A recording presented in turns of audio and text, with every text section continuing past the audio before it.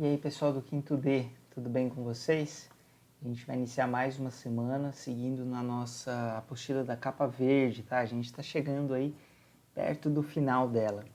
E nessa semana, como a gente tem um feriado e tudo, eu pensei em fazer uma atividade única para esses 3 dias que a gente vai ter de encontro, né? Terça, quinta e sexta. Então, nesses 3 dias eu vou estar com o mesmo roteiro, mas vai ser uma atividade um pouquinho maior. Por isso que acompanhar o vídeo aqui é muito importante na hora de realizar a tarefa, tá bom? E claro, a gente vai conversando pelo nosso grupo de WhatsApp, beleza? A gente vai começar a nossa atividade aqui na página 76, tá? A gente vai trabalhar primeiro nessa página, iniciando a partir dela, né? Em que a gente vai discutir um pouco do tema relacionado à ecologia e equilíbrio. A gente vai estudar um pouco as questões da natureza e também as questões ambientais, muito ligada a um conceito que a gente chama de cadeia alimentar, né? Que tem relação com a questão da alimentação dos seres vivos e como essa alimentação ela está conectada e ela forma um sistema natural que é importante para o equilíbrio do planeta. E na sequência, a gente vai começar a falar dos problemas relacionados à extinção de seres vivos, de animais. É um problema sério que a gente tem na nossa atualidade. Esse tema da extinção, a gente não vai concluir essa semana, tá? Mas a gente já vai começar a falar dele. Bom, a página 76 começa com uma tirinha que faz uma brincadeira, né? Porque começa aqui com uma personagem, um passarinho, falando assim, ó, gatos parecem lindos. Tá olhando um gatinho aqui recebendo um carinho, né? Mas aí no quadro seguinte, olha o que ela fala, mas são assustadores, porque a gente tem o gato atacando o passarinho. Vocês sabem que gatos geralmente, principalmente aqueles que vivem na rua e tal, um dos principais alvos deles são os pássaros, né? Na sequência está assim, as andorinhas parecem lindas, tem um insetinho aqui, ó, falando da andorinha, que aqui a andorinha, a Lola, né, tinha falado do gato, ela voando aqui, mas na sequência, o que a Joaninha fala? Mas são assustadoras, quer dizer, a andorinha aqui está atacando a Joaninha. E na sequência a gente tem os pulgões, são insetos pequenininhos que vivem geralmente nas folhas de plantas. Então, assim, ó, as joaninhas parecem lindas. Aí tá aparecendo a joaninha aqui, que tinha fugido do passarinho aqui, e a joaninha aqui, ó. Mas são assustadoras, e a joaninha vindo atrás dos pulgões.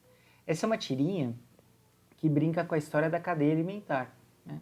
Então, se a gente pensar, por exemplo, o passarinho que aparece aqui no comecinho, a andorinha, ó, ela tá olhando para o gato e pensa, eles são bonitinhos, né? Mas são assustadores. Por quê? Gatos se alimentam de pássaros. O pássaro é uma presa para o gato. A joaninha olha o passarinho e fala assim, ó, são lindas, parecem lindas, mas são assustadoras. Por quê? Pássaros se alimentam de joaninhas. Joaninhas são presas dos pássaros. E os pulgões são presas das joaninhas, por isso que para eles parecem assustadores, tudo bem? Então a gente vê uma relação aqui. Primeira pergunta é, por que na tirinha animais dizem que outros animais são assustadores? O que acontece para eles terem essa impressão de assustadores? O que esses outros animais querem fazer com os animais que chamam eles de assustadores? É isso que você vai pensar aí. Na sequência, você também acha que os animais são assustadores? Por quê? Aqui você pode dizer tanto que não quanto que sim, e os dois, tá? Às vezes você acha alguns animais assustadores, às vezes outros você acha super legal. Coloca um pouco das suas impressões sobre os animais, tá bom? E na sequência, a gente vai pensar, existe alguma relação entre o tamanho do animal e o medo que ele causa? Então pensando assim, será que o tamanho de um animal afeta o medo que ele gera? Né? E aí você vai explicar também, pensar nessa relação. Ela também, às vezes, não necessariamente, mas você vai explicar. Então pensa nessa relação. Quanto maior, será que geralmente maior é o medo? Como é que funciona isso? Tá bom? E aí, na sequência, a gente tem uma outra imagem, essa mais científica, né? Que mostra a ideia da chamada cadeia alimentar. Então, a gente tem uma sequência, se a gente pensar, é um ciclo, né? O primeiro elemento é o chamado produtor, que basicamente está relacionado ao mundo vegetal, são as plantas. Essas plantas e as suas folhas, elas vão extrair energia principalmente do quê? Do sol. A luz solar gera um processo nas folhas que a gente chama de fotossíntese. A folha ela absorve a energia solar e ela gera energia para alimentar a planta ali. Então a planta ela vai crescer, entre outras coisas, graças à luz solar. É por isso que ela precisa. Tem plantas que precisam de mais luz, tem plantas que precisam de menos, mas elas precisam, tá? Quem que se alimenta desse produtor dessa planta? Animais, por exemplo, como esse gafanhoto, um pequeno inseto. Ele é herbívoro, ele come planta apenas, ele se alimenta de capim, por exemplo. Tá? Ele vai tirar a energia que ele precisa na alimentação dele do capim. E ele é uma presa de um outro animal, por exemplo, o sapo. O sapo se alimenta de pequenos insetos, como o gafanhoto, por exemplo. Então, o gafanhoto, como ele come direto do produtor, ele é chamado de consumidor primário. O sapo, como ele come o gafanhoto, ele não come direto o capim, ele come o gafanhoto, ele é chamado de consumidor secundário. E esse sapo, que não comeu o capim, mas comeu o gafanhoto, também pode ser a presa de um outro animal, como, por exemplo, uma cobra. Cobras podem se alimentar de sapos. E como ela está comendo esse sapo, que já era secundário, a cobra é chamada de terciário. Tudo bem? E por fim, a cobra, mesmo às vezes ela sendo grande e tal, ela pode ser a presa de algum animal.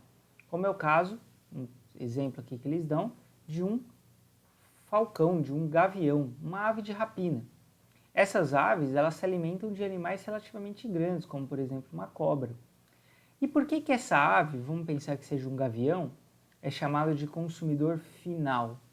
Porque ela é um animal que não tem nenhum predador dela mesma. Tá? Um outro animal pode caçar um gavião, por acaso? Até pode, mas não é comum. Não existe nenhum animal que tem como sua principal presa, né, o seu principal alimento, os gaviões. Eles são animais que não possuem predadores naturais. Tudo bem? E a gente poderia dar outros exemplos. Né? Vamos pensar assim, um crocodilo. O crocodilo ele não tem um predador natural. Ele costuma ser um consumidor final. Tá? Um leão não tem um predador natural do leão. Ele costuma estar no topo dessa pirâmide alimentar, desse ciclo de alimentação. Ele também é um produtor final. Ah, professor, mas não tem gente que caça esses animais? É verdade, o ser humano ele acaba se encaixando num outro formato, porque o ser humano ele passou a dominar a natureza, e ele pode inclusive caçar esses grandes animais, que são consumidores finais. Mas aí a gente está falando de um outro processo, não num processo natural, tudo bem? Porque para o ser humano, por exemplo, caçar esses animais, ele depende de uma série de técnicas que estão ligadas ao desenvolvimento de tecnologia humana, que foge, portanto, dessa lógica natural que a gente está falando, beleza? E esse animal consumidor final, assim como todos os outros, vão produzir o que a gente chama de decompositores. Na verdade, os seus restos mortais que vão ficar lá, eles vão virar uma espécie de adubo. Decompositores, como por exemplo os fungos, eles vão fazer processos químicos com esses restos mortais. Alguns insetos também fazem isso, que permitem a produção de um solo que geralmente é mais fértil, ou seja, um solo onde as plantas crescem mais, o que leva à continuação da produção de vegetação para manter esse ciclo. Tudo bem? Então vamos pensar nesses esquemas, né? Olhando o esquema, escreva o nome dos animais representados e seus alimentos. A gente falou aqui no vídeo, né? Qual que é o nome desse animal, qual que é o nome desse, qual que é o nome desse e desse. Esse aqui come o quê? Esse aqui come o quê? Esse aqui, assim por diante. Você vai colocar nessa primeira resposta. No início do esquema, podemos ver a presença do Sol. Qual a importância nele desse processo? Eu falei. O que o Sol gera para as plantas? Então pensa aí, eu retomo o vídeo, tá? No início, qual a relação podemos fazer entre a tirinha apresentada, essa daqui da 76, com o esquema da 77? Percebe que aqui não tem uma lógica de cadeia alimentar? O gato come o pássaro come a joaninha come o pulgão. E aqui não mostra, mas quem que o pulgão come? O pulgão ele come a planta, a folha. Então veja bem, ó, a folha seria o produtor, o pulgão o consumidor primário, a joaninha o consumidor secundário, a andorinha o consumidor terciário e o gato o consumidor final, porque ele em si não tem nenhum predador aqui na lógica. Deu para entender? Essa relação que você vai construir aí. E seguindo lá na página 78, né? Você vai pensar assim, quais outros exemplos você conhece de animais que servem de alimentos para outros animais? Você lembra de algum caso? Né? E aí você vai fazer um esquema abaixo, igual esse aqui. Né? Pensa assim, eu vou dar um exemplo aqui. A gente pode pensar, por exemplo, na questão, vamos pensar numa floresta ou numa savana na África. Né? A gente tem o capim, que é o matinho. Quem que come esse capim? Um cervo, por exemplo, um antílope, que são animais vegetarianos, não, são animais herbívoros. Quem que come o cervo? O leão. Quer dizer, você vai montar um aí que você lembra. Tudo bem? E aí, seguindo, a gente vai entrar aqui na página 79 e 80 para começar a falar da questão da extinção, tá? E aí a gente tem um quadro, uma espécie de gráfico que mostra para a gente a porcentagem de espécies extintas, ou melhor, em risco de extinção, conforme o seu tipo, né? Conforme a sua família. Então, por exemplo, entre anfíbios. Anfíbios são animais geralmente que vivem em espaços úmidos, como os sapos, as rãs, né? Alguns tipos de lagartos, entre aspas, são anfíbios e tal. 40% desses anfíbios estão em risco de extinção. Entre todos esses grupos aqui, é o grupo que tem maior número de espécies em risco de extinção. As árvores, a gente precisa lembrar que as árvores são seres vivos e elas estão dentro desse sistema. Tá? 34% das árvores estão em risco de extinção. Isso está relacionado ao desmatamento, né? A derrubada de árvores, de florestas. Recifes de coral são áreas de diversas espécies marítimas, né? Algumas delas que ficam paradinhas lá a vida toda naquele lugar, mas que são importantes para a alimentação de vários outros animais, de peixes, de tubarões, de golfinhos, de baleias, e até mesmo para a pesca do ser humano. Né? 33% dos recifes estão em risco de extinção. Né? Tubarões e raias, 30%. Moluscos, que são como ostras, lagostas, lagosta não, desculpa, lagosta é crustáceo. Polvos, lulas, esses são moluscos, 27%. Mamíferos, que são aqueles animais que têm filhote e esses filhotes mamam, né? Que o filhote precisa do leite da mãe. Então a gente tem felinos, caninos, ursos, um monte de animal que são mamíferos, 25%, e aves, 14%. Então a gente tem essa coluna. Então, de acordo com o gráfico, quais as duas espécies mais ameaçadas?